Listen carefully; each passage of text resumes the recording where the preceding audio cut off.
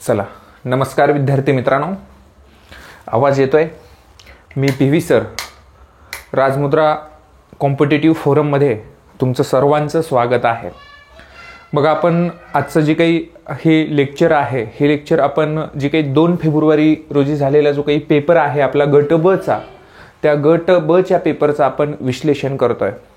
भूगोल हा जो विषय आहे याच्यावरती आपल्याला 10 प्रश्न विचारले गेले, परंतु भूगोल विषय विचारलेले प्रश्न असतील किंवा ॲग्रिकल्चर म्हणजेच विज्ञानमध्ये काही प्रश्न विचारतात, त्या प्रश्नांचं आपण जे काही स्वरूप आहे किंवा प्रश्न कसे होते याच्या संदर्भामध्ये आपल्याला पूर्ण पाहायचं आहे. बघा, पेपरचा एकूण जर विचार केला, एकूण आपल्या जिओग्राफीच्या रिलेटेड जर आपण विचार केला तर पेपर अत्यंत सोपा होता. बेसिक गोष्टी विचारलेल्या होत्या.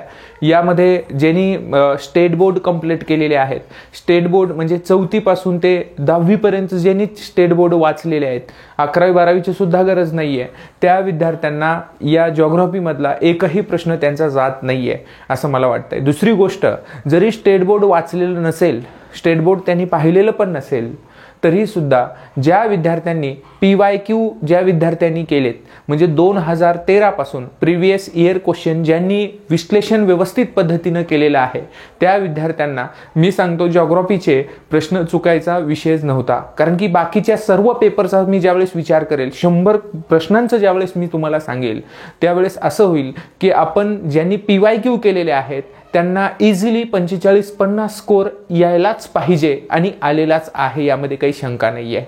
असं म्हणतायत की जी काही मुलांचं जे काही कट ऑफ आहे तो 54-55 प्लस लागेल. 54-55 ज्यांचं स्कोर आहे तो एकदम सेफ आहे असं बोललं जात आहे, आणि मुलींचं जे काही आहे ते एक 47-48च्या आसपास एवढा स्कोर असेल असं म्हटलं जातं. परंतु एक्झिट पोल म्हणजे ह्या जे काही गोष्टी आहेत, ह्या गोष्टीवरती मला असं वाटत नाही की बाबा 100% आपण विश्वास ठेवला पाहिजे. परंतु यामध्ये आपण येणारी जी काही गट क ची जी काही पूर्व परीक्षा आहे त्याचा देखील अभ्यास करावा. ज्यांचा याच्यापेक्षा 4-5 मार्कांनी कमी आहे त्यांनी ज्यांचा स्कोर एवढा आहे किंवा जवळपास कुणाचा 52-53 असेल, त्यांनी थोडासा अभ्यास करायला काही हरकत नाहीये. म्हणजे यामध्ये मी तुम्हाला सांगतोय की बाबांनो, बी असेल किंवा ग्रुप सी असेल, ह्याच्यामध्ये काठिण्य पातळीचा जर विचार केला, ग्रुप बीचा पेपर पाहता अत्यंत सोपा आहे. सीचा पेपर ज्यावेळेस पाहाल तर काठिण्य पातळीमध्ये एवढा काही बदल होणार नाहीये. जे आता सध्या जसे प्रश्न विचारलेत ना, इझी गोईंग थोडेसे प्रश्न विचारले जातील जिओग्राफीच्या बाबतीमध्ये आपण बोलत आहोत. बघा, यामध्ये आपण जो काही प्रश्न आहेत, मी काही प्रश्न घेतलेले आहेत ज्यामध्ये जिओग्राफीच्या रिलेटेड म्हणजेच जिओग्राफीचे काही प्रश्न असतील, हिस्ट्रीमध्ये जिओग्राफीचा काही प्रश्न आलेला असेल किंवा सायन्समध्ये काही जिओग्राफीचे प्रश्न असतील, ॲग्रिकल्चरच्या रिलेटेड, ते प्रश्न मी इथं विश्लेषणासाठी घेतलेला आहे. तर आपण या विश्लेषणामध्ये आपण पाहूया हे जे काही कोणत्या पद्धतीने प्रश्न आपल्याला आलेले आहेत आणि आपण जे विश्लेषण करतोय ते कोणत्या पद्धतीने विश्लेषण करतोय ते आपण पाहून घेऊया. याच्यामध्ये मित्रांनो बघा, हा प्रश्न मला असं वाटतं की आतापर्यंत जर आपण विचार केला तर कमीत कमी एक 4 ते 5 वेळा मिनिमम, कमीत कमी सांगतोय, जास्ती वेळा तुम्ही विचार पण नाही करू शकत तेवढा हा प्रश्न रिपीटेशन आहे. जर तुम्ही याच्यामध्ये हा फोंडा घाटचा प्रश्न पाहिलात किंवा माळशेज घाटचा प्रश्न पाहिला, माळशेज घाटचा जो काही प्रश्न आहे, हा प्रश्न आतापर्यंत वेगळ्या स्वरूपात आलेला आलेला आहे. या ठिकाणी जो काही आहे इथं ठाणेमध्ये इथं जी काही कल्याण आहे हा कल्याणपर्यंत जातो, इथं अहमदनगर आहे तर इथं आळेफाटा असा प्रश्न विचारला गेला. बरोबर आहे. पुन्हा या माळशेज घाटावरती अजून असाही प्रश्न राज्यसभेला विचारला गेला होता की जो काही माळशेज घाट, आपल्याकडे रोहित फ्लेमिंगो नावाचे जे काही पक्षी आहेत, रोहित फ्लेमिंगो ज्यांना आपण फ्लेमिंगो म्हणतो, जो काही पक्षी आपल्या महाराष्ट्रामध्ये खूप कमी ठिकाणी आपल्याला पाहायला भेटतो. म्हणजे आपल्या उजनी धरणामध्ये पाहायला भेटतं, ठाण्याच्या खाडीमध्ये आपल्याला पाहायला भेटतं, आणि जे काही गोंदियामध्ये जे काही राष्ट्रीय उद्यान आहे, नवेगाव बांध राष्ट्रीय उद्यान, यामध्ये सुद्धा हे रोहित फ्लेमिंगो पक्षी पाहायला भेटतं. आणि त्यानंतर या जे काही हा भाग आहे, जे काही माळशेज घाट आहे, या माळशेज घाटाच्या परिसरामध्ये सुद्धा आपल्याला पाहायला भेटतं. यामध्ये तुम्हाला सांगतो जे काही हनुमंते घाट आहे किंवा स्थळ घाट आहे, आता हे फोंडा घाट त्यावेळेस आपण पाहतो किंवा स्थळ घाट पाहतो. आता हे स्थळ घाट किती वेळा विचारलेला आहे, मुंबई ते नाशिक मध्ये स्थळ घाट आहे. त्यानंतर फोंडा घाट ज्यावेळेस आपण विचारतो, कधी कधी गोव्यापर्यंत, पणजीपर्यंत, कोल्हापूरचा मार्ग आहे इथपर्यंत. तुम्हाला मी जे डायग्राम सांगत होतो त्या डायग्रामचं परिपूर्ण म्हणजे आपण जे की ज्यावेळेस आपण पाहतो बघा, या ठिकाणी आपण एक त्रिकोण पाहिला होता, तुम्हाला आठवतंय का नाही मला माहित नाहीये. या ठिकाणी आहे नाशिक आहे, या ठिकाणी नाशिक आहे, या ठिकाणी तुम्हाला सांगितलं होतं इथं मुंबई आहे, इथं मुंबई आहे आणि या ठिकाणी पुणे आहे असं मी तुम्हाला बोललो होतो. म्हणजे या ठिकाणी जे काही घाट आहे याला आपण चंदनापुरी नावाचं घाट असं म्हणायला लागतो. या ठिकाणी जो काही आहे स्थळ घाट किंवा याला कसारा घाट आपण असं म्हणायला लागतो. आणि हा जो काही बोर घाट आहे, माझा दोस्त मी तेही बोललो होतो, जॉन माल्कम यांनी तयार केलेलं हे घाट रस्ते आणि रस्ते वाहतुकीसाठी हा खास विशेष घाट म्हणून ओळखला जातो असं मी तुम्हाला सांगितलेलं होतं. म्हणून यामध्ये ज्यावेळेस आपण पाहायला लागतो मित्रांनो, जी काही उत्तर आहे या प्रश्नाचं, एकाच ह्याच्यावरून कुठलंही एक जरी माहित असेल तरी याचं उत्तर निघू शकतं. म्हणून एक लक्षात ठेवायचं, 1चं 4 कुठं आहे, डायरेक्ट आपण याच्यामध्ये ऑप्शन वरून अशा प्रश्नाचं उत्तर बघायचं. इथं कटला, हा पण 1चं 4 आहे म्हणून हा पण कटला. 2 सेम आहेत. 2 माळशेज घाट कुठून कुठे आहे, इथं आळेफाटा कल्याण ते किंवा ठाणे ते अहमदनगर किंवा अहिल्यानगर आपण म्हणूया. म्हणजे ब-चं 3 आहे का, ब-चं 3 कोणत्या ठिकाणी आहे, ब-चं 3 ह्या दोन्हीमध्ये ऑप्शन कुठं आहे, इथं आहे. म्हणून ऑप्शन क्रमांक 4 याचं उत्तर आहे. 4 याचं उत्तर आहे. असे क्वेश्चन विचारले गेले, म्हणजे अत्यंत सोपा क्वेश्चन होता. आता बघा, हा जो काही क्वेश्चन आहे हा सुद्धा क्वेश्चन रिपीटेशन आहे मित्रांनो. हा क्वेश्चन आतापर्यंत भरपूर वेळा परीक्षेमध्ये विचारला गेला. एक आता नवीन नाहीये, आपल्याला 2 फेब्रुवारीच्याच परीक्षेमध्ये आलेला नाहीये. आतापर्यंत रिपीटेशन आहे. ज्यांनी PYQ सोडवलेत त्यांना हा प्रश्न पाहिल्याबरोबर क्लिक झाला असेल की हा प्रश्न रिपीट आलेला आहे. शंभू महादेवांचे डोंगर रांग, शंभू महादेवांची डोंगर रांग डॅडॅश नद्यांच्या दरम्यान आहे. आता बघा, मी तुम्हाला 5 बोटावरती सांगितलं होतं, पुढ्यातून माळ काढली हरिश्चंद्राने शंभूच्या गळ्यात टाकली, किंवा 7 पुढ्याच्या 7 रांगा हरिश्चंद्राने शंभूच्या गळ्यात टाकल्या. बरोबर आहे का. ट्रिक्स आहे, ही जी काही ट्रिक्स आहे. आता यामध्ये वेगवेगळ्या पद्धतीनं प्रश्न विचारले, पण इथं सोपाच प्रश्न विचारला. मी तुम्हाला काय सांगितलेलं होतं की समजा हे आपले 5 बोट आहेत, हे 5 बोट आहेत, हे पूर्णतः इमेज हे माझ्या पुस्तकातील इमेज आहे, जे काही जॉग्राफीचं पुस्तक आहे. आणि हे जॉग्राफीचं पुस्तक आज आणि आतापर्यंत जे काही कंबाईन परीक्षा होते त्या कंबाईन परीक्षेमध्ये आपल्या पुस्तकातले जवळपास सर्वच प्रश्न आपल्या पुस्तकातले असतात. यामध्ये काही शंका नाहीये मित्रांनो, काही डाऊट्स नाहीये. जो ही इमेज आहे ती माझ्या पुस्तकातली आहे. तुम्हाला या ठिकाणी सांगत असताना हे हातावरती मी पूर्ण या ठिकाणी सांगत असतो मुलांना पण. ही विंध्य पर्वतरांग आहे, ही सातपुडा पर्वतरांग आहे, ही सातमाळा अजिंठा डोंगर रांग आहे, आणि हा बोट म्हणजे हरिश्चंद्र बालाघाट डोंगर रांग आहे, आणि हे शंभू महादेव डोंगर रांग आहे. आपल्याला काय विचारलेलं आहे, भीमा आणि कृष्णा, भीमा आणि कृष्णा. आता यामध्ये इथून पुढे मेन्सला काय येणार आहे तुम्हाला सांगतो. यांच्या उपनद्या देतील, ह्याची एक उपनदी कोणती आहे किंवा तापीची उपनदी कोणती आहे, ह्या 2 उपनद्या देतील, आणि ह्या 2 उपनद्या एकमेकांपासून वेगळ्या का झाल्या असाही प्रश्न येऊ शकतो. जर इथं असा प्रश्न पडला असता, आता यामध्ये कृष्णेची एकमेव उपनदी आहे इकून येणारी, ह्या नदीला आपण येरळा म्हणतो, येरळा म्हणतो. बरोबर आहे, म्हणजे डाव्या तीरावरून येणारी उपनदी आहे. जर असा क्वेश्चन असता, भीमा आणि येरळा या 2 नद्यांची खोरी वेगळी करणारी डोंगररांग कोणती, तरी सुद्धा उत्तर शंभू महादेव डोंगररांग असता. म्हणजे मुलांना जर कन्फ्युजन करायचं असता तर असाही क्वेश्चन विचारू शकला असता. मग यामध्ये तापी आणि गोदावरी आणि भीमा, इथं भीमा आणि कृष्णा, आणि इथं कोयना आणि इथं कृष्णा दिलंय. आता यामध्ये याचं उत्तर काय आहे, ह्याचं उत्तर आहे भीमा आणि कृष्णा. कोयना आणि कृष्णा काय येत नाही ह्याच्या मागचं रिझन सांगतो. कोयना आणि कृष्णा काय येणार नाही, कृष्णेची उपनदी आहे कोयना, परंतु या ठिकाणी लागते, ही कोयना आहे. इथं कोयना कृष्णेची प्रमुख उपनदी आहे, परंतु ही जी आहे उजव्या तीरावरून आहे, ही डाव्या तीरावरून आहे. या ठिकाणी ही शंभू महादेव डोंगर रांग आहे, ही भीमा नदी आहे या ठिकाणी, आणि भीमा नदीचा कर्नाटकमध्ये या दोन्हीचा संगम झाला आणि पुढे गेलेली आहे. या ठिकाणी पुढे गेलेली आहे. हे प्राकृतिक विभागावरचा हा प्रश्न विचारलेला आहे. म्हणून याचं जे काही उत्तर आहे हे भीमा आणि कृष्णा हे जे काही आहे शंभू महादेव डोंगररांग आपण या ठिकाणी सांगायला लागतो. आता हा जो काही प्रश्न आहे बघा, हा प्रश्न कुठंच म्हणजे आतापर्यंत राज्यसेवा मेन्सला आलेला आहे, पण सरळ असा प्रश्न नाहीये. 4 जे ऑप्शन जे आपण पाहिले, जर सगळे PYQ जर आपण पाहिलं त्याच्यामधून जर थोडं थोडं उचललं तर हा प्रश्न बनलेला आहे. एक 4-5 प्रश्नामधून एक प्रश्न तयार केला, प्रत्येक प्रश्नामधून एक ओळ घेतली आणि हा प्रश्न तयार केला. याच्यासारखा हा प्रश्न आहे आपण म्हणू शकतो. लक्षात आलं. मग यामध्ये बघा हा जो काही आहे हे आपण खडकाचे 3 भाग पाहिले. आता खडक निर्मितीनुसार 3 प्रकारामध्ये आपल्याकडे वर्गीकरण होतं. 3 प्रकार म्हणजे कोणकोणते? एक आहे अग्निजन्य खडक, त्यालाच आपण बेसॉल्ट खडक असं म्हणायला लागतो. अग्निजन्य लाव्हारसापासून तयार झालेला.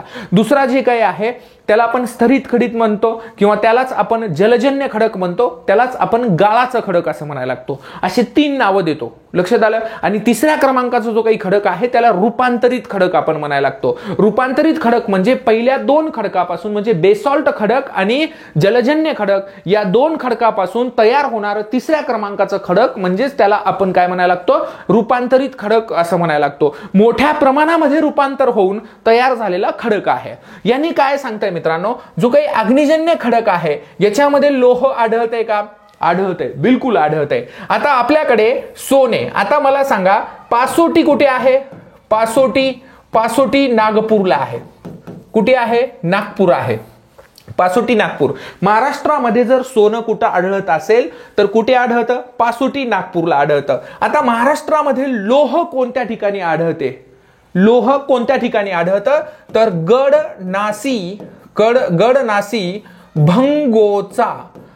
नासी भंगोचा या ठिकाणी आढळतं. म्हणजे याचा अर्थ बघा, गडचिरोलीमध्ये आढळतो, नागपूरमध्ये आढळतो, सिंधुदुर्गमध्ये आढळतं, भंडारामध्ये आढळतो, गोंदियामध्ये आढळतो आणि चंद्रपूरमध्ये सुद्धा आढळतं. लक्षात आलं. चंद्रपूरमध्ये सुद्धा आढळतं. गड नासी भंगोचा ट्रिक्स आहे. त्याचबरोबर पासोटी नागपूरला काय आढळतं? सोने आढळतं. तांबे कुठे आढळतं? हे चंद्रपूरमध्ये. कुठे आढळतं? चंद्रपूर जिल्ह्यामध्ये आपल्याला हे पाहायला भेटतं, इथं आढळतं. म्हणजे अग्निजन्य खडकामध्ये आपल्याला ही खनिजे आढळतात. हे विधान अत्यंत बरोबर आहे. त्यानंतर स्तरित खडक म्हणजेच याला आपण जलजन्य खडक म्हणतो, म्हणजेच याला आपण गाळाचं खडक असं म्हणायला लागतो. आता यामध्ये याची उदाहरणं जर आपण पाहिलं, चुनखडक असेल किंवा जिप्सम असेल यासारखी खनिज यामध्ये आढळतात. दगडी कोळसा असेल, दगडी कोळसा म्हणजेच खडक आहे. दगडी कोळसा म्हणजे स्तरित खडकाचाच पार्ट आहे. स्तरित खडक म्हणजेच दगडी कोळसा. लक्षात आलं. पूर्व विदर्भामध्ये जो मोठ्या प्रमाणामध्ये आढळतो, वनस्पती आणि प्राणी यांचे अवशेष जमिनीमध्ये गाडल्यामुळं दगडी कोळशांची निर्मिती होते. हा जो काही आहे स्तरित खडकाचाच एक प्रकार आहे असं म्हटलं जातं. त्यानंतर बघा हे जे काही रूपांतरित खडक आहे इथं 3 बी दिलेत. 1 नंबरचा खडक, हा 2ऱ्या क्रमांकाचा खडक आणि हा 3ऱ्या क्रमांकाचा खडक निर्मितीनुसार. आता याच्यामध्ये ह्या खडकामध्ये अभ्रक जे काही महाराष्ट्रामध्ये सिंधुदुर्ग जिल्ह्यामध्ये सापडतं.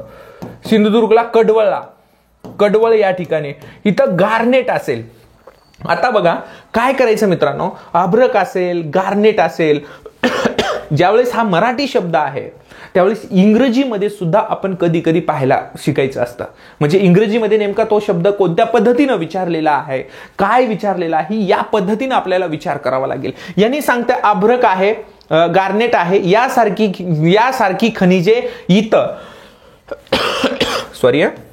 आढळत नाहीत असं म्हणताय. आणि मात्र हे आढळतात. मी सांगतो हे आढळतात. म्हणजे रूपांतरित खडकाचं हे अभ्रक असेल, गार्नेट असेल यासारखे खनिज आढळतात. म्हणजे हे विधान इथं चुकीचं झालं. हे दोन्ही विधान याच्यात बरोबर आले. म्हणून अ आणि ब दोन्ही विधानं बरोबर आहेत. याच्यामध्ये अ आणि ब हे दोन्ही विधानं बरोबर आहेत. म्हणजे हा जो काही प्रकार आहे हा पूर्ण तुम्हाला सांगतो, प्रश्न विचारत असताना प्रत्येक घटकावरती एक प्रश्न विचारलाय मित्रांनो.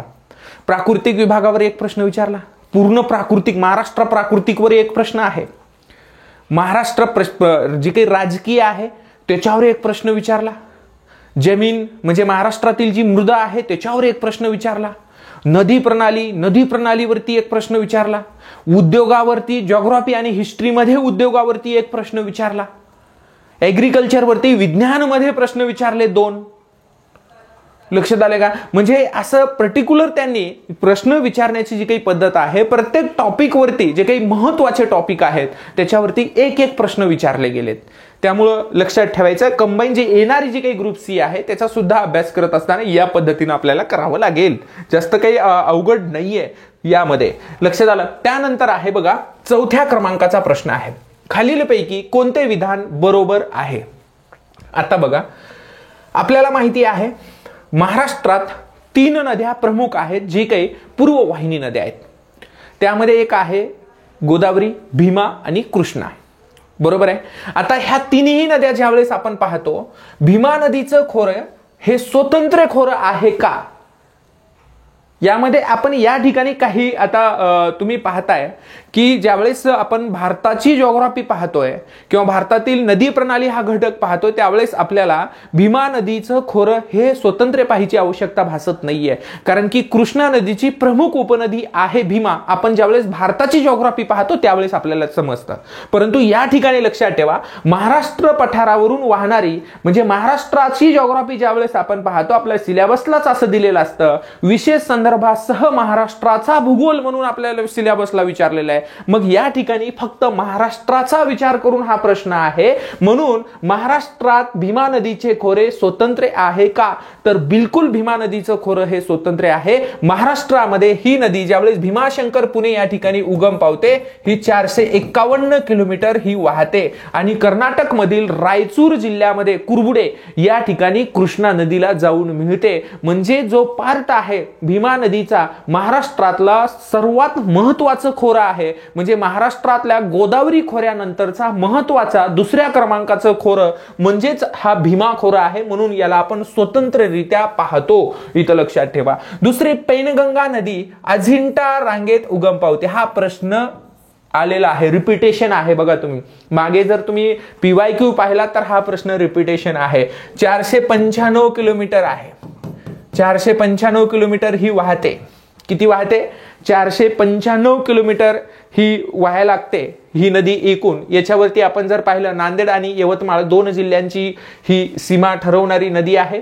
वर्धेची प्रमुख उपनदी म्हणून आपण या नदीचा उल्लेख करतो. वर्धा नदीची प्रमुख उपनदी. ज्यावेळेस मित्रांनो या ठिकाणापासून येणारी ही पैनगंगा ही वर्धा येते आणि या साईडनं ही वैनगंगा येते. ह्या दोन्ही खाली येतात. म्हणजे ही झाली पैनगंगा नदी, ही झाली पैनगंगा नदी, ही झाली वर्धा नदी आणि ही झाली वैनगंगा नदी. ह्या विदर्भातून मध्य प्रदेश मधून खाली येणाऱ्या ह्या 2 नद्या, ह्या दोन्ही इथं ही थांबते आणि ही पुढे येते. म्हणजे ही वर्धा नदी आहे पुढे येणारी, ही वैनगंगा नदी. ह्या दोन्हीचा एकत्रित प्रवाह होतो. त्या प्रवाहाला प्राणहिता या नावाने ओळखलं जातं. ही प्राणहिता आहे आणि ही प्राणहिता इकून येणारी ही जी काही गोदावरी आहे, ही गोदावरीला येऊन मिळते आणि पुढे ही नदी बंगालच्या उपसागराकडे जायला रवाना होते. म्हणजे तिकडे बंगालच्या उपसागरामध्ये जिथं केंद्रीय तंबाखू संशोधन केंद्र आहे, राजमहेंद्री म्हणतो, त्या ठिकाणी बंगालच्या उपसागरामध्ये विलीन होते. वेगवेगळ्या राज्यामधून वाहणारी महाराष्ट्रामध्ये गोदावरी नदी 2 वेळा प्रवास करणारी नदी आहे. मांजरा नदी असेल, तापी नदी असेल आणि गोदावरी नदी असेल, या 2 वेळा महाराष्ट्रामध्ये प्रवेश करतात. मग यामध्ये तुम्हाला सांगत असताना मित्रांनो हे दोन्ही प्रश्न बरोबर आहेत. पण इथं बघा, ही मांजरा जी नदी आहे, मांजरा आमच्या लातूरमध्ये हिला वांजरा म्हणतात. मांजरा पठार, वांजरा पठार, काही कोपऱ्यामध्ये ह्याला वेगवेगळे स्थानिक नावं आहेत. ही मांजरा नदी कृष्णेची उपनदी आहे असं म्हणतात. ही जी आहे ही कृष्णेची उपनदी नाहीये, ही गोदावरीची खूप महत्वाची उपनदी आहे मित्रांनो. तुम्हाला सांगतो, बीडमधील बालाघाट डोंगर रांगेमध्ये ही पाटोदा तालुक्यामध्ये उगम पावणारी नदी आहे. ह्याची एकूण लांबीचा ज्यावेळेस आपण विचार करतो, एकूण सर्वात म्हणजे उगमापासून ते गोदावरीला धर्माबादला या ठिकाणी मिळेपर्यंतची जी काही लांबी आहे 724 किलोमीटर आहे मित्रांनो. 724 किलोमीटर आहे आणि ही 724 किलोमीटर तुम्ही म्हणाल मास्तर गोदावरीची महाराष्ट्रातील लांबी 668 किलोमीटर आहे, मग ही 724 कशी आहे? मग महाराष्ट्रातली सर्वाधिक लांबीची नदी का तयार झाली नाही? तर मित्रांनो असं नाहीये. ही नदी महाराष्ट्रात 2 वेळा येते. ज्यावेळेस ही तेलंगणामधून महाराष्ट्रामधून तेलंगणामध्ये जाते आणि तेलंगणामधून फिरून पुन्हा महाराष्ट्रामध्ये येते, म्हणजे त्या ठिकाणी धर्माबाद या ठिकाणी गोदावरीला मिळते. म्हणून महाराष्ट्रातली लांबी जी आहे गोदावरीपेक्षा ह्याची कमी असल्यामुळं हिला महाराष्ट्रातली सर्वाधिक लांबीची नदी आपण म्हणू शकत नाही. पण असं जर एकूण विचार केला तर 724 किलोमीटर एकूण लांबी आहे ह्या मांजरा नदीची. मांजरा पठार लातूर बीड असेल या 2 जिल्ह्यामध्ये पसरलेलं, उस्मानाबादचा काही भाग याच्यामध्ये आलेला. ही मांजरा ही विधान बिलकुल चुकीचं आहे. गोदावरीची उपनदी आहे. सिंदफणा नदी ही गोदावरी नदीची उत्तरेकडची उपनदी आहे. आता हे विधान सिंदफणा ही गोदावरीची उपनदी आहे हे मान्यच करावं लागेल. कारण की चिंचोली टेकडी माहित असेल तुम्हाला, चिंचोली टेकडी, चिंचोली टेकड्यामध्ये या नदीचा उगम होतो आणि ह्या नदीचा चिंचोली टेकड्यामध्ये उगम होऊन 122 किलोमीटर ह्याची एकूण लांबी आहे, 122 किलोमीटर. पण ही नदी डायरेक्टली या उत्तरेकडून नाही तर ही नदी दक्षिणेकडून मिळणारी आहे. कशी आहे? दक्षिण दिशेकडून मिळणारी आहे. दक्षिण दिशा म्हणजे उजव्या तीरावरून मिळणारी, उत्तरेकडून मिळणारी, इकडून येणारी ही उत्तर दिशा ही झाली.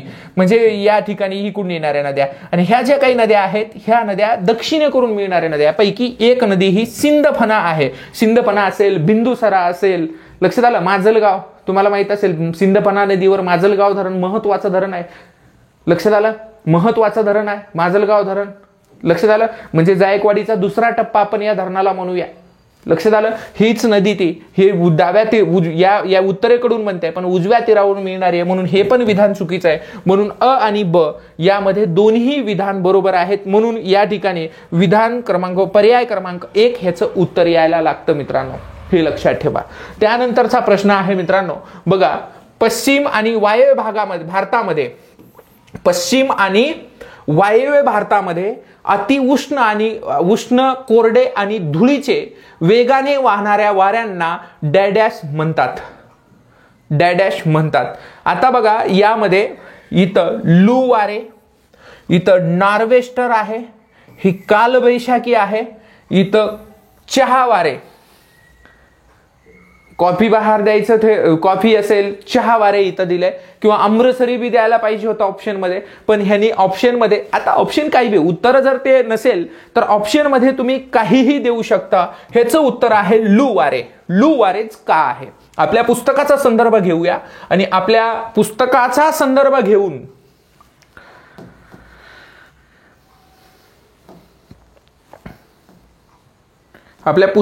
संदर्भ घेऊन मी तुम्हाला एक सांगतो.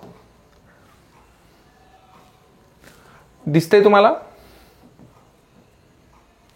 वारे आणि वैशिष्ट्य म्हणून एक टेबल टाकलेलं आहे. ज्यांनी पुस्तक वाचलेलं आहे त्यांचा प्रश्न जाणार नाहीये. काय प्रश्न आहे भाऊ? हे लू वारे बघा, लू वाऱ्याबद्दल बघू. उत्तर आणि उत्तर पश्चिम भारतात मे आणि जून महिन्यात निर्मिती होते. मे आणि जून महिन्यामध्ये निर्मिती होते. उष्ण व धूळयुक्त दिवसा वाहणारे वारे, या वाऱ्यांनाच आंधी नावाने सुद्धा ओळखलं जातं. ह्याचंच दुसरं नाव आहे, लूचंच दुसरं नाव काय आहे? आंधी आहे. यामध्ये इथं उत्तर आणि उत्तर पश्चिम भाग म्हणतंय. उत्तर आणि उत्तर पश्चिम भाग म्हणजे जो काही भारत आहे हा भारताचा भाग आहे. ही उत्तर सीमा, ही नॉर्थ आहे, नॉर्थ, आणि इथं हा पूर्ण काय आहे? पश्चिम भाग आहे. हा काय आहे? पश्चिम भाग आहे. लक्षात आलं? हे पूर्व भाग आहे, हे साऊथ असेल, नॉर्थ असेल, ईस्ट असेल आणि हा वेस्ट असेल. लक्षात आलं? म्हणजे हा भाग असेल. मग यांनी डायरेक्ट सांगताय मे आणि जून मध्ये या भागामध्ये जी वारे वाहतात या वाऱ्यांना लू असे म्हटलं गेलंय. मग दुसरा प्रश्न या ठिकाणी बघा, दुसरा ऑप्शन काय दिलंय त्यांनी? नॉर्वेस्टरचा ऑप्शन दिलाय. यांनी काय म्हणताय? पूर्व भारतात पश्चिम बंगाल, बिहार, झारखंड, ओडिशा, त्रिपुरा या राज्यामध्ये वाहणाऱ्या वाऱ्यांना नॉर्वेस्टर असे म्हणतात. लक्षात ठेवा, हे जूट, चहा, भात पिकासाठी अत्यंत उपयुक्त आहे. ऑप्शन मध्ये दिलात चहा वारे म्हणजेच नॉर्वेस्टर वारे. लक्षात आलं? नॉर्वेस्टरला आसाम मध्ये बोर्डोचिला म्हणतात. नॉर्वेस्टरला आसाम मध्ये आपण काय म्हणलो? बोर्डोचिला म्हणलो. तर यामध्ये पश्चिम बंगालमध्ये याला कालबैशाखी म्हणतात. म्हणजेच बघा, फक्त एक ऑप्शन वेगळा आहे याच्यामध्ये. नॉर्वेस्टरचे तिन्ही नावं दिलेत, म्हणजे चहाचं पण नाव दिलेलं आहे, बोर्डोचिला आसाममधलं, लक्षात आलं. कालबैशाखी बंगालमध्ये ह्याला कालबैशाखी म्हणतात. यामध्ये तुम्हाला इथं सांगितलेलं आहे बहुतांश वेळा या काळात पर्जन्य रुद्ररूप धारण करतात. गारांच्या स्वरूपात मोठ्या प्रमाणामध्ये पाऊस पडतो आणि यामध्ये मोठ्या प्रमाणामध्ये कॉफी असेल किंवा या ठिकाणी ज्यूट असेल, भात असेल, चहा असेल, याचं मोठ्या प्रमाणामध्ये नुकसान होतं या वाऱ्यांच्या बाबतीत. हे टेबल एवढंच दिलेलं आहे मित्रांनो. इथं चेरी ब्लॉसम एक ऑप्शन आहे. कर्नाटक आणि केरळ राज्यात कॉफी पिकासाठी उपयुक्त असणारं हे चेरी ब्लॉसम. त्यानंतर मँगो शॉवर एक दिलेला आहे. दक्षिण भारतात विशेषतः महाराष्ट्र आणि कर्नाटकामध्ये जे काही पर्जन्य होते हे पर्जन्य आंबा पिकासाठी अत्यंत उपयुक्त होतं. त्यांना आपण काय म्हणतो, मँगो शॉवर म्हणतो. आणि महाराष्ट्रामध्ये, पश्चिम महाराष्ट्रामध्ये मान्सूनच्या पूर्व काही मान्सून ज्यावेळेस येतं त्या मान्सूनच्या थोडंसं पुढे काही पाऊस येतो बघा पश्चिम महाराष्ट्रामध्ये आपल्या, त्यावेळेस त्या पावसाला आपल्याकडे वळवाचा पाऊस म्हणतात. काय म्हणतात त्याला? वळवाचा पाऊस कोठे पडतो तर महाराष्ट्रात, पश्चिम महाराष्ट्रामध्ये पडतो. हे लक्षात ठेवा. म्हणून या ठिकाणी बघा प्रश्न बघा, हे नार्वेस्टर म्हणजेच कालबैशाखी. नार्वेस्टर कालबैशाखी म्हणजे चहासाठी उपयुक्त असणारे हे वारे फक्त या ठिकाणी ऑप्शन आहे लू वारे. ह्याचं उत्तर आहे लू. रिपिटेशन क्वेश्चन आहे, लक्षात आलं. जे अगोदर विचारलेलं आहे तेच थोडंसं बदल करून विचारलेलं आहे, काहीच चेंज केलेलं नाही थोडं यामध्ये बघा. त्यानंतर बघा यामध्ये पुढचा प्रश्न घेऊया.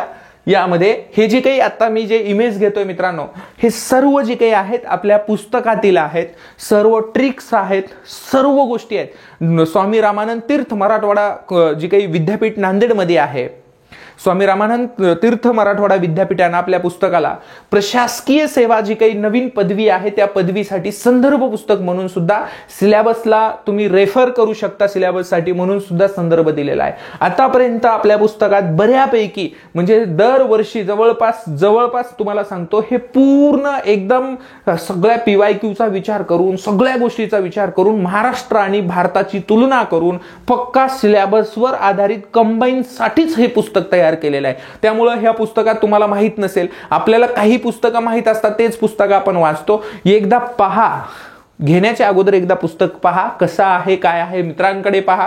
ह्याची PDF आपल्या ॲपमध्ये वगैरे तुम्हाला पाहायला भेटेल. म्हणजे जे काही डेमो कॉपी आहे ती कॉपी तुम्हाला ॲपमध्ये भेटेल किंवा आपल्या टेलिग्रामवरती सुद्धा तुम्हाला मिळू शकते. लक्षात आलं. यामध्ये पुढचा प्रश्न बघूया. बघा स्वामीनाथन साहेबांबद्दल बघू. हे प्रश्न मला माहित होते यांच्यावर येणारच आहे, पण असं येईल माहित नव्हतं. भारतरत्न पुरस्कार मिळाल्यानंतर यांच्यावरती प्रश्न येईलच हे असं मला वाटत होतं, कारण की ह्यांना पहिल्यांदाच पुरस्कार नाहीये. ह्यांना जो काही पुरस्कार आहे 1987 मध्ये सुद्धा वर्ल्ड फ्रूट पुरस्कार मिळालेलं होतं.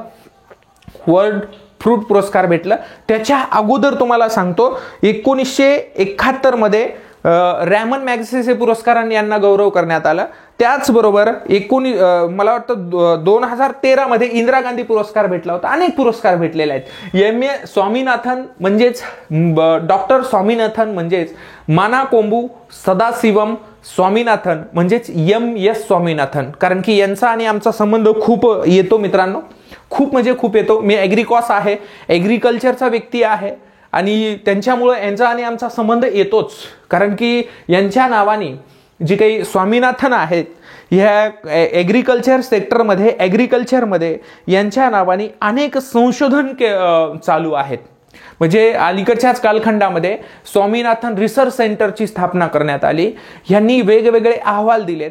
जी भारतामध्ये ग्रीन रिव्हॉल्युशन झालं, जी भारतामध्ये हरित क्रांती झाली, त्यामध्ये सिंहाचा वाटा म्हणजे M.S. स्वामीनाथन साहेबांचा आहे. भारतरत्न स्वामीनाथन आता आपण म्हणूया, मानाकोंबू सदाशिवम स्वामीनाथन या नावाने आपण यांना ओळखतो. भारताच्या हरित क्रांतीचे जनक म्हणून, भारताच्या हरित क्रांतीचे प्रणेते म्हणून आपण यांचं गौरव करतो. म्हणजे महाराष्ट्रामध्ये हरित क्रांती वसंतराव नाईकांनी घडवली म्हणून महाराष्ट्राच्या हरित क्रांतीचे जनक वसंतराव नाईकांना म्हणतो. जागतिक हरित क्रांती जी आहेत डॉक्टर नॉर्मन बोरलॉग यांनी घडवली म्हणून जागतिक हरित क्रांतीचे जनक आपण डॉक्टर नॉर्मन बोरलॉग यांना ओळखतो. परंतु मित्रांनो तुम्हाला सांगतो, यांनी जे काही गव्हाच्या बुटक्या जातीवरती काम केलं, जे काही डॉर्फ नोरेंटेन नावाचे जे जनुक वगैरे यांनी जे काही वापरले गेले, हे स्वामीनाथन यांचे जे काही विचार आहे, ज्यांची तुम्हाला तुम्हाला सांगतो विचार करण्याची जी काही शक्ती आहे हे एकदम शेतकऱ्यांच्या बाबतीत असेल किंवा ऍग्रिकल्चर डिपार्टमेंटच्या बाबतीत असेल हे आपण विचार पण करू शकत नाही, एवढी भयानक आहे मित्रांनो. म्हणून तुम्हाला सांगतो हा जे काही क्वेश्चन आहे हा क्वेश्चन तुम्हाला महाराष्ट्रातील नव्हे तर भारतातील सुद्धा कुठल्या पुस्तकामध्ये तुम्हाला भेटणार नाही. आणि परंतु हे जरी पुस्तकामध्ये नसेल, कुठेही नसेल, तरी ज्यांनी थोडंसं डोकं वापरले 1300 ते 1400 ग्रॅम बदामी कलरचं, त्यांना यांचं उत्तर इझिली निघून जातं. तुम्हाला सांगतो MS स्वामीनाथन यांनी काय दिले 1970 यांच्या व्याख्येनुसार भारतातील कोरडवाहू शेती म्हणजे काय आहे. आज आपण पाहतो भारतामध्ये कोरडवाहू किती क्षेत्र आहे, महाराष्ट्रामध्ये किती आहे. महाराष्ट्रामध्ये तुम्हाला एक गोष्ट सांगतो 83% कोरडवाहू क्षेत्र आहे. भारतामध्ये ज्यावेळेस आपण विचार करतो 56% कोरडवाहू क्षेत्र आहे मित्रांनो. किती टक्के कोरडवाहू क्षेत्र, म्हणजे महाराष्ट्रामध्ये 17% सिंचनाखाली आहे आणि भारतामध्ये जवळपास 44% क्षेत्र सिंचनाखाली आहे, म्हणजे बागायती क्षेत्र आहे असं आपण म्हणायला लागतो. मग यामध्ये एक गोष्ट लक्षात येते, यावरून आपल्याला एक गोष्ट समजते की यामध्ये बागायती क्षेत्रांची संकल्पना काय आहे. पावसाच्या पाण्याच्या व्यतिरिक्त जे पिकांना पाणी देतो त्यांना बागायती क्षेत्र म्हणतो. याच्यामध्ये आपल्याला जिरायती क्षेत्र, कोरडवाहू क्षेत्र असे मला वाटतं येता 9वीचं भूगोल जे आहे, येता 9वीचं भूगोल स्टेट बोर्ड जुनं पुस्तक ज्यांनी वाचलेलं आहे ना त्यांना याचं उत्तर आलेलं आहे. स्वामीनाथन असेल किंवा कुठलेही आणखी संशोधक असतील, शास्त्रज्ञ असतील, त्यांनी पाण्याचं जे काही संशोधन क्रायटेरिया आहे ते क्रायटेरिया बदलणार नाहीयेत मित्रांनो. इथं कशामध्ये दिलंय 100 सेंटीमीटर, सेंटीमीटर मध्ये पाणी आहे भाई. हे भारतामध्ये पाऊस पडतो 1200 मिलीमीटर, म्हणजे एवढं पाऊस पडतं. मिलीमीटर मध्ये घेतला 120 सेंटीमीटर. मिलीमीटर म्हणजे कन्वर्ट करत असताना सेंटीमीटर आणि मिलीमीटर एकक बदलतं. ह्यांनी सांगतात की 1000 ते 1200 मिलीमीटर ज्यामध्ये पाऊस पडतो त्याला कोरडवाहू असं कसं होऊ शकते. म्हणजे आपण असं म्हणतो बाबांनो की 750 पेक्षा कमी पाऊस, 750 मिलीमीटर पेक्षा कमी पाऊस ज्या भागामध्ये पडतो त्याला आवर्षण प्रवण क्षेत्र, कोरडवाहू क्षेत्र असे वेगवेगळे नाव देतो. मग यामध्ये काय देते 30 सेंटीमीटर पेक्षा कमी असं म्हणते. 30 सेंटीमीटर म्हणजे 300 मिलीमीटर बरं का, 300 मिलीमीटर बरं का, 300 मिलीमीटर पेक्षा कमी. 200 सेंटीमीटर म्हणजेच 2000 मिलीमीटर, 2000 मिलीमीटर पेक्षा कमी. हे कसं बसतंय, हे तर पार जे काही कोकणाचा भाग झाला, हा पूर्ण कोकणाचा भाग झाला. हा तर पूर्ण इथं जिथं महाराष्ट्रात सर्वात कमी पाऊस पडतो ना, म्हसवड दहिवडे, इथं सुद्धा ही बेरीज बसत नाहीये मित्रांनो. हे तर महाराष्ट्राचा विचार करणं सोडा. आणि हा पूर्ण जे काही भाग आहे इंडियामध्ये बऱ्याच ठिकाणी अशा स्वरूपाचा पाऊस पडतो. म्हणून हे तिन्ही जे आहेत ना, हे तिन्ही ऑप्शन जे आहेत हे कुठंच ताळमेळ बसणारे नाहीयेत, कुठंच ताळमेळ लागणार नव्हता. म्हणून या ठिकाणी इथं दिलंय की 100 सेंटीमीटर पेक्षा कमी असं सांगितलंय. म्हणजे 1000 मिलीमीटर पेक्षा कमी आणि 40 म्हणजे 400 मिलीमीटर पेक्षा जास्त, म्हणजे 400 ते 1000च्या मध्ये 750 आलं ना, तिथं सरासरी ॲव्हरेज मध्ये आलं ना. म्हणून याचं उत्तर आहे फक्त काय आहे हे ड. म्हणून याचं उत्तर आपण पाहूया. हे व्याख्यानुसार सरासरी वार्षिक पर्जन्य हे काय असेल ड असेल. म्हणून फक्त ह्याचं ड उत्तर आहे. ऑप्शन क्रमांक 4 हा प्रश्न बऱ्याच विद्यार्थ्यांनी चुकवलेला आहे. फक्त प्रश्न स्वामीनाथन यांच्यावरती येणार हे फिक्स होतं, येणार होतं. मी सांगत होतो मुलांना प्रश्न येणार आहे, पण या स्वरूपाचा प्रश्न येईल हे अपेक्षित नव्हतं. भारतरत्न आहेत, हरित क्रांतीवरती, ऍग्रिकल्चरवरती यांच्यावरती प्रश्न विचारेल, पण डायरेक्टली ह्यांची 1970चीच व्याख्या उचलली आणि परीक्षेमध्ये दिलेला आहे. मेन्सला सुद्धा येणार मित्रांनो, यामध्ये काही शंका नाही, काही डाऊट्स नाहीये मित्रांनो, हे लक्षात ठेवा. लक्षात आला इथपर्यंत? काही शंका डाऊट्स आहे? बघा पुढचा प्रश्न घेतो. भारतीय जनगणनेनुसार जनगणनावरती एकच प्रश्न बघा. खालीलपैकी कोणती वस्ती नागरी वस्ती म्हणून ओळखली जाते, शहरी वस्ती म्हणून ओळखली जाते? आता बघा ह्याचं उलट करायचं. 1991च्या जनगणनेनुसार ह्याचं उलट करून टाका, ग्रामीण होऊन जाते भावांनो. ह्याचं उलट करायचं, बिलकुल उलट करून टाकायचं, ग्रामीण होऊन जाते. आता बघा ज्या भागात महानगरपालिका नगरपालिका असणे अगदी बरोबर आहे. 5000 पेक्षा जास्त लोकसंख्या आहे अगदी बरोबर आहे. इथं लोकसंख्येची घनता दर चौरस किलोमीटरला 400 पेक्षा जास्त आहे. ग्रामीण भागात 400 पेक्षा कमी येतं. लक्षात आलं, इथं 400 पेक्षा जास्त पाहिजे. पण इथं जे आहे ना 50%, इथं 75% पाहिजे होतं. काय पाहिजे होतं? 75% पाहिजे होतं. म्हणजे अ बरोबर, ब बरोबर आणि ड बरोबर.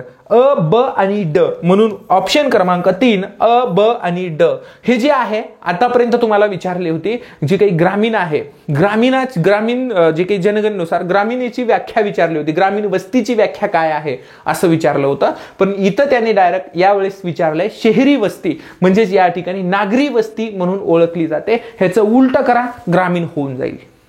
लक्षात आलं.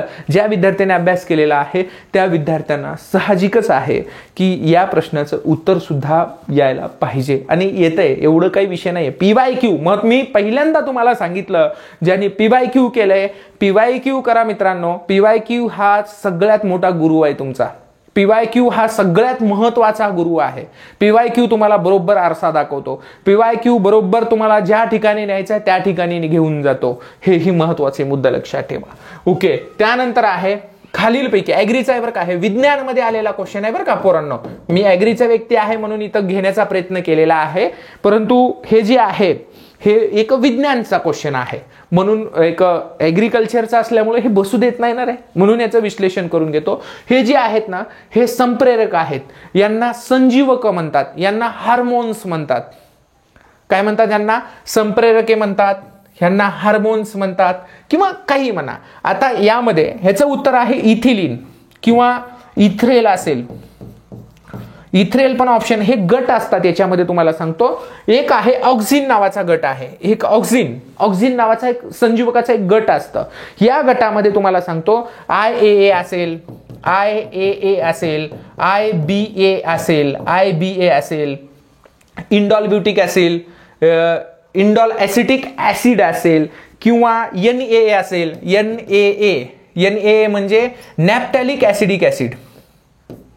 NAA असेल, नॅप्थॅलिक ऍसिडिक ऍसिड. हे सर्व जे आहेत हे ऑक्झिन गटातले संजीवक आहेत. या ऑक्झिनचं काम काय आहे तुम्हाला सांगतो. ऑक्झिन इथं ऑक्झिन आहे बरं का, हे झ पाहिजे, पण इथं इंग्रजीमध्ये, मराठीमध्ये सुद्धा, पेपरमध्ये सुद्धा इथं मिस्टिक आहे, पण इंग्रजीमध्ये तुम्हाला ऑक्झिनच पाहायला भेटेल. ह्याच्यामध्ये काय आहे तर हे फळे पिकवत नाही, हे पेशी विभाजन करण्याची ह्याच्यामध्ये क्षमता आहे. पेशी लांबट करण्याची, माफ करा, काय आहे याची क्षमता आहे? पेशी लांबट करणे, पेशी लांबट करण्याची ह्याच्यामध्ये क्षमता आहे, त्याला ऑक्झिन्स म्हणतात. आता जिब्रेलिन्स बघा, जिब्रेलिन्सचं कार्य काय आहे? हे दोन्ही करतं, एकतर लांबट करतं, पेशी लांबट करतं आणि विभाजन पण करतं. हे जिब्रेलिन गटातले संजीवक, म्हणजे हे सगळ्यात जास्त जिब्रेलिन GA1 ते GA59 पर्यंत संजीवक असतात. जिब्रेलिक ऍसिड 1, 2, 3, 4, 5, 6, 7, 8, 59 पर्यंत. पण सर्वात जास्त GA3 पेशी, यामध्ये काय म्हणते? लांबट आणि विभाजन. द्राक्षे असतात ना आपल्या, द्राक्षाच्या मन्या, हे कॅप्सूल द्राक्षे वगैरे तयार करण्यासाठी द्राक्षावर सगळ्यात जास्त हे जिब्रेलिन्स नावाचं जे काही संजीवक आहे हे वापरलं जातं. यामध्ये GA3 नावाचं संजीवक मोठ्या प्रमाणामध्ये द्राक्षामध्ये वापरलं जातं. त्यानंतर इथिलीन फळे, यामध्ये इथिलीन असेल किंवा इथ्रेल असेल, इथिलीन गटातले हे संजीवक आहेत. इथेफॉन असेल, इथेफॉन असेल, हे जे आहे ह्या गटातले. हे जरी नसतं, जरी इथ्रेल असतं तरी उत्तर हे असतं, किंवा इथ्रेल नसेल इथेफॉन असतं तरी हे उत्तर याच्यामध्ये असतं. यामध्ये आहे सायटोकायनिन, यामध्ये ब्युटिक ऍसिड ह्याचं आहे, हे पेशीचं विभाजन करतं.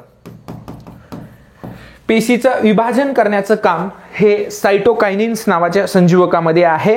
यामध्ये कायनिन नावाने कायनिन आहे, BA आहे, ब्युटिक ऍसिड म्हणतो त्याला आपण. हे बाजारामध्ये वेगवेगळ्या नावाने प्रचलित आहेत. हे संजीवक आहेत, संजीवकावरती प्रश्न येतात विज्ञानमध्ये तुम्ही किंवा आमच्या ऍग्रीमध्ये, हे वनस्पतीच्या बाबतीमध्ये आमच्याकडे येतात. त्यामुळं हे मी प्रश्न उचलला तुम्हाला सांगण्यासाठी. त्यानंतर आहे हे आपले एक नोट्स आहेत बघा. मी काय केलेलं आहे, एक जवळपास 10 ते 15 पेजेसचे नोट्स तयार केलेत. त्यामध्ये फक्त वनस्पतीचे रोग दिलेत, वनस्पतीचे रोग आणि वनस्पतीच्या किडी. लक्षात आलं? जर तुम्ही हे जे ॲप आहे ना, हे ॲप बघा, हे लॉयन्स राजमुद्रा अकॅडमीचं हे जे काही आहे हे टेलिग्राम आहे. हे टेलिग्राम तुम्ही डायरेक्ट हे करू शकता, जॉईन करू शकता. आणि जे ॲप आहे, मी ॲप तुम्हाला सांगेल, जे काही PV सर राजमुद्रा फोरम नावाचा आपलं जे काही यूट्यूब आहे किंवा आपलं ॲप आहे, लक्षात आलं, ते ॲप तुम्ही डाउनलोड करा, मी लिंक ह्याच्या डिस्क्रिप्शन बॉक्समध्ये देतो, ॲपमधून ते डाउनलोड करू शकता. हे असे जे काही प्रश्न आहेत ना, दरवर्षी फिक्स सांगतो, टिक्का रोगाच्या प्रेमात MPSC आहे. टिक्का रोगाच्या प्रेमात MPSC आहे, यामध्ये काही शंका नाही, काही डाऊट्स नाहीये मित्रांनो. बरोबर आहे का नाही मला सांगा, काही शंका आहे का? मग यामध्ये जी काही आहे हे नेमकं याचं उत्तर काय आहे? ह्याचं उत्तर काय आहे? कोणत्या पद्धतीने याचं उत्तर आहे बघा. काय आहे याचं उत्तर?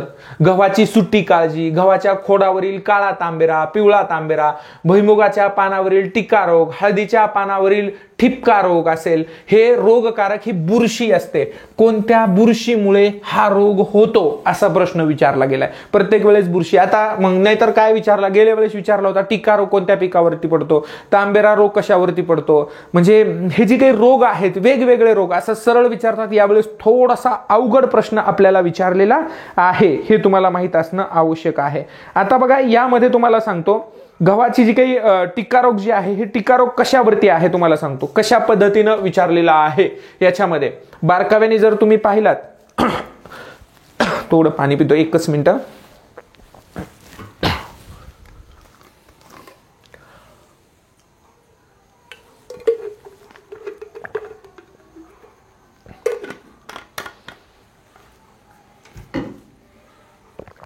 कवकामुळे होणारा गव्हावरचा जो तांबेरा रोग आहे, हा कवकामुळे होणारा रोग आहे. तर यामध्ये बघा, एकचं उस्टेलॅगो सटेगम गव्हाची काजळी, एकचं, दोनचं तांबेरा पक्षिनिया चारा आहे, आणि हे दोन भुईमुगावरील टिक्का रोग हे ट्रॅफ्रिना मॅक्युलान्स हे एक आहे, आणि हळदीवरील जे काही ठिपका आहे, नाही हळदीवरील हे दोन असेल, दोन सर्कोपोरा हे सर्को, इथं जे आहे हे 2 नंबर, आणि ह्याचं उत्तर आहे हे 3 नंबर. बरं का, 3 नंबर लक्षात ठेवा. 1चं 3 असेल, 2चं 4 असेल, आणि 3चं 2 असेल, आणि 4चं 1 असेल. फक्त एक काम करायचं मित्रांनो, यामध्ये असे काही मुद्दे आहेत तुम्हाला लक्षात ठेवण्यासाठी सांगतो. हे पक्षिनिया जर आला, समजायचं इथं पक्षिनिया हा मुद्दा येतो, कधी येतो तर ह्याच्यामध्ये पुढचा काही असू द्या, पुढचं काही घेणं देणं नाही. ह्या पक्षिनिया आला किंवा सर्कोस्पोरियमचं आलं, तर सर्कोस्पोरियम म्हणजे जिथं ठिपके पडतात तिथं सर्कोस्पोरियम जास्त प्रमाणामध्ये येते. तुमच्या माहितीसाठी सांगतो, लक्षात ठेवा, जिथं ठिपके येणार किंवा जिथं तांबेरा येणार तिथं पक्षिनिया, म्हणजे पक्षिनिया, सोरगाय किंवा पक्षिनिया, असे अनेक पुढचे जे काही शब्द हे लक्षात राहणं शक्य नाहीये, माहिती आहे मला. परंतु जर काही ट्रिक्स आहेत, ह्याच्या काही मुद्दे आहेत, मी त्या नोट्समध्ये हे केलेलं आहे, ते तुम्ही बघा एकदा, म्हणजे तुम्हाला लगेच लक्षात ठेवण्यासाठी. म्हणजे काही ठराविक आहेत बघा, ऊसावरचे काही रोग हे येतात, गव्हावरचा येतो, किंवा भुईमुगावरचे रोग येतात, किंवा ज्वारीवरचे रोग येतात, बाजरीवरचा येतो. हे 4-5 पिकं जर घेतले ना, बाकी तुम्हाला रोग वगैरे विचारणार नाहीयेत, लक्षात ठेवा. करेक्ट ना? म्हणून ह्याचं जे काही उत्तर आहे, ह्याचं उत्तर आपल्याला जे काही आहे 3 क्रमांकाचं ह्याचं उत्तर आहे, 3ऱ्या नंबरचं, हे लक्षात ठेवायचं. ओके, नोट्स वगैरे डाउनलोड करा आणि हे बघा तुम्ही एकदा, कारणीभूत काय आहे, कसं आहे ते बघा. यामध्ये महाराष्ट्रातील 1960 आणि 2020 मधील एकूण प्रशासकीय विभाग अनुक्रमे व डॅडॅस आहेत. आता बघा, हे प्रशासकीय विभाग आपण पाहतो बघा, पुनाको आओ ना, पुनाको आओना, पुनाको आओना हे प्रशासकीय विभाग आहेत बरं का महाराष्ट्रातले. बघा, आपल्याला अपेक्षित काय होतं आणि त्यांनी विचारलंय काय बघा, हे प्रशासकीय विभाग आहेत. पुणे विभाग 58, 54, 50, 56, 76, 64, 557, 586. हे जिल्हे, हे तालुके, हे एकूण 358, हे बरोबर 36. यामध्ये बघा, 1 मे 1960 रोजी महाराष्ट्रात फक्त 4 प्रशासकीय विभाग होते. ते कोणते तुम्हाला सांगतो. हे जे काही काय झाले यामध्ये तुम्हाला सांगतो. अमरावतीमधून, नागपूरमधून अमरावती हा एक नवीन प्रशासकीय विभाग, नवीन अमरावती हा नवीन प्रशासकीय विभाग आणि पुण्यामधून नाशिक हा नवीन प्रशासकीय विभाग. मागे रिपिटेशन क्वेश्चन कसा होता, खालीलपैकी नवीन प्रशासकीय विभागाची जोडी कोणती असा प्रश्न होता. मग नवीन प्रशासकीय विभागाची जी काही जोडी आहे ती आहे नाशिक आणि अमरावती होती.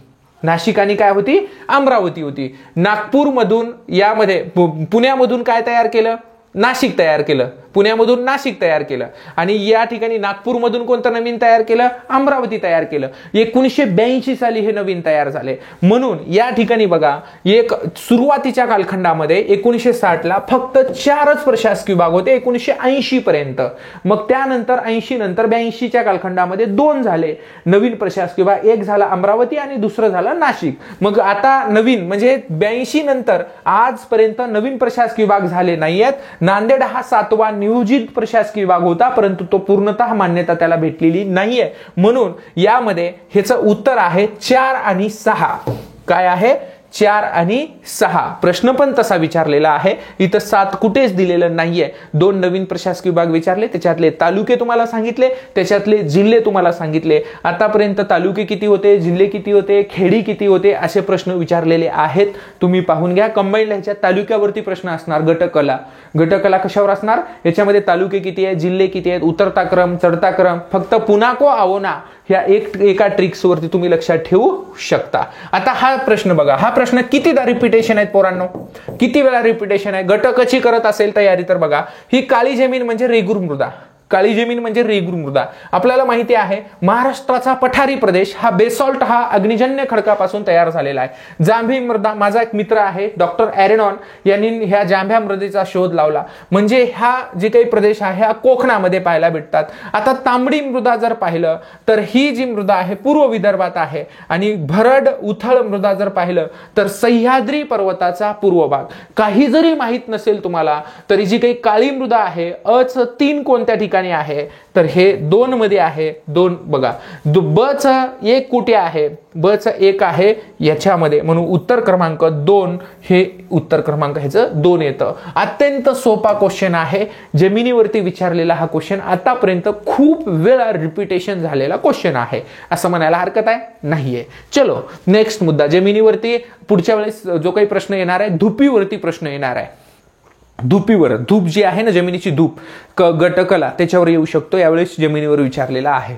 आता बघा, हे जे काही आहे हे कोणत्या 2 नद्या दरम्यानच्या प्रदेशाला पंजाब हिमालय असं म्हणतात. भारताच्या प्राकृतिक विभागाचा जो सिलेबस नवीन मध्ये ऍड केलेला आहे त्या सिलेबसनुसार इयत्ता 10वीचं जुनं पुस्तक ज्यांनी वाचलेलं आहे, इयत्ता 10वीच्या जुन्या पुस्तकामध्ये जशास तसं हे दिलेलं आहे. सिडने बोआर्ड यांनी तयार केलेलं जे काही वर्गीकरण आहे ते वर्गीकरण मी तुम्हाला सांगतो. ह्याचं उत्तर जे आहे सिंधू आणि सतलज आहे. ह्याचं व्यवस्थितरित्या तुम्हाला मी सांगतो. बघा, ह्याचं व्यवस्थितरित्या मी तुम्हाला वर्गीकरण सांगतो. कसं वर्गीकरण आहे ते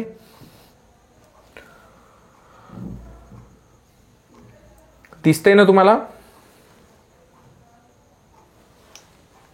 आता बघा, हा जो काही भाग आहे हा पंजाब हिमालयाचा भाग, हे कुमाऊ हिमालयाचा भाग, हा नेपाळ हिमालयाचा भाग आणि हा आसाम हिमालयाचा भाग.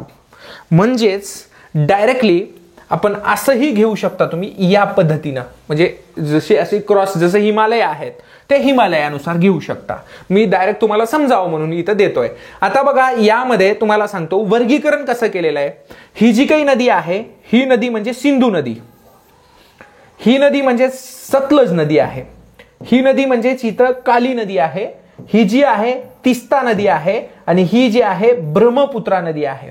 म्हणजे तुम्ही पश्चिमेकडून पूर्वेकडे सुद्धा जाऊ शकता या पद्धतीनं. म्हणजे यामध्ये हा पंजाब हिमालय, कुमाऊ हिमालय, नेपाळ हिमालय आणि आसाम हिमालय. आता इथं काय दिलंय आपल्याला, पंजाब हिमालय कोणत्या 2 नद्यांच्या मध्ये आहे तर सिंधू आणि सतलज मध्ये. तुम्हाला कुमाऊ हिमालय कोणत्या 2 नद्यांच्या मध्ये दिलं असतं तर सतलज आणि काली आलं असतं. नेपाळ हिमालय काली आणि तिस्ताच्या मध्ये, आणि तिस्ता आसाम हिमालय तिस्ता आणि ब्रह्मपुत्रेच्या मध्ये असणारा हे हिमालय आहे.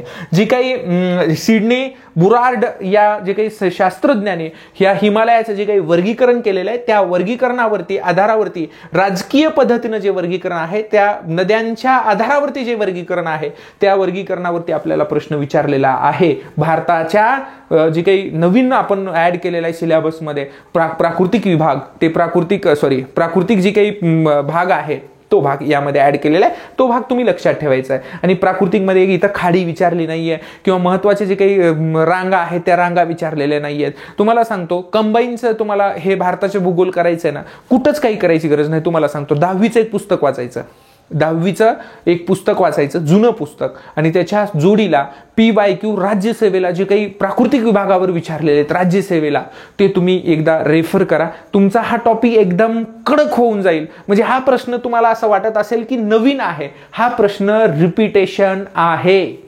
लक्षात ठेवा, मी तुम्हाला म्हणलोय ना, अख्ख्या पेपरमध्ये ज्यांनी फक्त PYQ वाचून सुद्धा 50 प्रश्न त्याचे बरोबर आले असते, मिनिमम सांगतोय मी, 45-50 त्याचा स्कोर आला असता, त्यांनी काहीच पुस्तके जरी वाचली नसतील, फक्त PYQ जरी विश्लेषण करत बसला असता तरी त्याचा तेवढे प्रश्न त्याचे विश्लेषण झाले असते आणि 40-50 त्याचा स्कोर, 45-50 स्कोर त्याचा आलेला असता.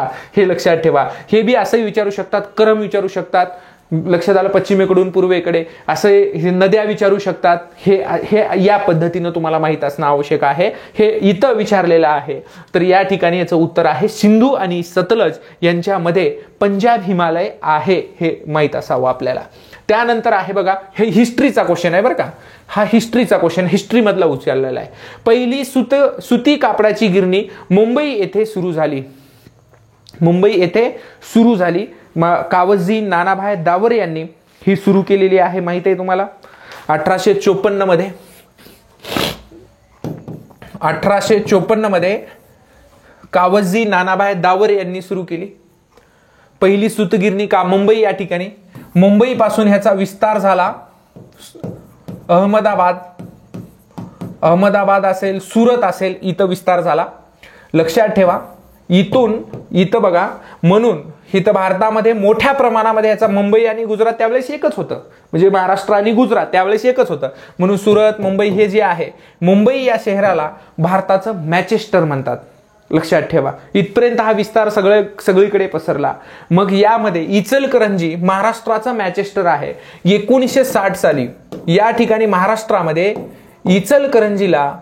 इचलकरंजी या ठिकाणी महाराष्ट्रामध्ये पहिली सहकारी सूतगिरणी स्थापन झाली. म्हणून महाराष्ट्राचं मॅचेस्टर आपण इचलकरंजीला म्हणतो. भारताचं मॅचेस्टर मुंबई किंवा अहमदाबाद असं म्हटलं जातं. परंतु या ठिकाणी हा मुद्दा जो आहे हा मुद्दा अगदी करेक्ट आहे. पहिली तागाची गिरणी रिसरा येथे सुरू झाली, हा पण मुद्दा बरोबर आहे. इथं ताग सुवर्णतंतू आला होता गेल्या वर्षी प्रश्न.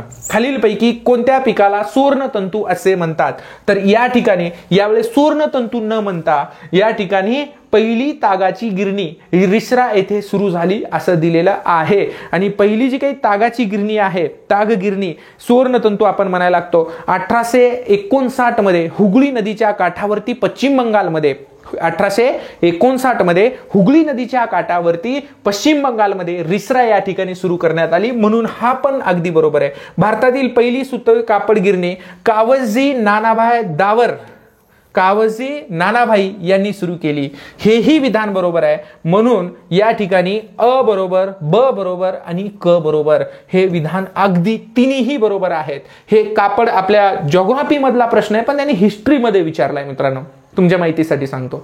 हा जॉग्राफी मधला क्वेश्चन आहे, पण त्यांनी हिस्ट्रीमध्ये विचारले. जे उद्योग आपण पाहतो ना, त्या उद्योगामध्ये आपल्याला ताग आहे, सुवर्णतंतू वगैरे म्हणतो ना आपण, ताग आहे, पहिली सुती कापड गिरणी आहे, किंवा कापूस हे जे काही कापूस आहे, कापसावरती आपण घेतो, यामध्ये गॉसिपियम हिरसॅटम जे काही आहे, कापसावर आधारित जे काही उद्योग आहेत, कापड उद्योग, ह्याच्यावरती आपण घेतो. कापड उद्योगावरती जॉग्राफीवरती प्रश्न येतात, पण त्यांनी हिस्ट्रीमध्ये हा प्रश्न टाकला. हिस्ट्रीच्या स्वरूपात त्यांनी प्रश्न विचारला, कारण की जॉग्राफी असा विषय आहे, प्रत्येक विषयाचा भाग आहे जॉग्राफी मित्रांनो. प्रत्येक विषयाचा, कुठलाही विषय घ्या त्याचा भाग आहे. सायन्सचा भाग आहे, बरोबर आहे, हिस्ट्रीचा भाग आहे, इकॉनॉमिक्सचा भाग आहे, ऍग्रिकल्चरचा भाग आहे, प्रत्येक विषयाचं तुम्हाला सांगतो, पॉलिटीचा भाग आहे. निर्मिती वगैरे, राज्यांची जिल्ह्यांची निर्मिती, म्हणजे हा पूर्ण ह्याचा एकत्र आपण पाहायला लागतो. जिओग्राफी एवढं महत्त्वाचं आहे मित्रांनो, लक्षात ठेवा. त्यानंतर अशा पद्धतीनं मित्रांनो आपली जी काही कंबाईनचा पेपर होता, अत्यंत सोपा पेपर होता. ग्रुप सीचा पण पेपर असाच येणार आहे. फक्त PYQ वर व्यवस्थित लक्ष द्या. PYQ वरती लक्ष केंद्रित करा. जर PYQ वरती जर तुम्ही लक्ष केंद्रित केलेलं असेल तर तुम्हाला स्कोर चांगल्यापैकी येऊ शकतो. ओके, लक्षात आलं. बेसिक ह्या गोष्टी आहेत. हे नोट्स वगैरे तुम्हाला कंबाईनच्या जर तुम्हाला पाहिजे असतील किंवा लेक्चर वगैरे जर तुम्हाला करायचे असतील तर हे जे काही ॲप आहे, हे ॲप आहे प्ले स्टोअरमध्ये. Agri and geography by PV sir नावाचं ॲप आहे. हे ॲप तुम्ही डाउनलोड करा. त्याचबरोबर हे आपलं यूट्यूब चॅनल आहे. हे यूट्यूब चॅनल तुम्ही PV सर्स राजमुद्रा फोरम नावाचा यूट्यूब चॅनल आहे. टेलिग्राम आहे, हे लायन्स राजमुद्रा _ लातूर, हे टेलिग्राम तुम्ही जॉईन करा. सर्वांनी हे लेक्चर पहा, सर्वांनी शेअर करा, कमेंट्स करा, लाईक करा आणि यूट्यूब चॅनल जे आहे हे सबस्क्राईब करायला विसरू नका मित्रांनो. आपण जिओग्राफीचे चांगले जे काही महत्त्वाचे जे काही घटक आहेत ते घटकाच्या हिशोबाने आपण घेणार आहोत.